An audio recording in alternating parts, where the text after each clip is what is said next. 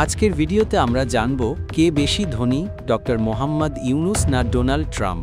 মোট সম্পদ। ডোনাল্ড ট্রাম্পের মোট সম্পদের পরিমাণ প্রায় $5.1 বিলিয়ন, যা বাংলাদেশি টাকায় প্রায় 60,000 কোটি টাকা। অন্যদিকে ডক্টর মোহাম্মদ ইউনুসের সম্পদ $10 মিলিয়ন, অর্থাৎ প্রায় 110 কোটি টাকা। গাড়ি সংখ্যা।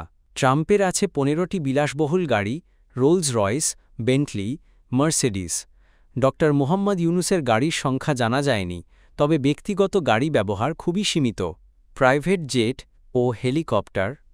ট্রাম্পের একটি বোয়িং 757 প্রাইভেট জেট এবং 3টি হেলিকপ্টার আছে। ইউনুসের নেই কোনো প্রাইভেট জেট বা হেলিকপ্টার। ট্রাম্প ব্যবসা করেন নিজের লাভের জন্য, আর ইউনুস করেন সামাজিক ব্যবসা, গরিবের পাশে দাঁড়াতে। এখন বলুন, আপনারা ডক্টর মোহাম্মদ ইউনুসকে কত বছর বাংলাদেশে প্রধান উপদেষ্টা হিসেবে দেখতে চান? কমেন্ট করুন, সাবস্ক্রাইব করুন, আর শেয়ার করে সবাইকে জানিয়ে দিন সত্যিটা। প্রতিষ্ঠান: ট্রাম্প মালিক Trump organisation, Trump hotels, Trump ইডিয়ার মতো বিশাল ব্যবসা সাম্রাজ্যের। ডক্টর মোহাম্মদ ইউনুস প্রতিষ্ঠা করেছেন গ্রামীণ ব্যাংক, মাইক্রোক্রেডিটের বিশ্বজোড়া প্রতীক।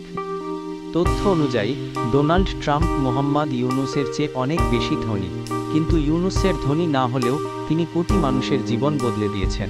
তো আপনার চোখে কে বড়, টাকার দিক থেকে ধনী নাকি সম্মানের দিক থেকে শ্রেষ্ঠ? কমেন্টে জানান, আর ভালো লাগলে শেয়ার করুন।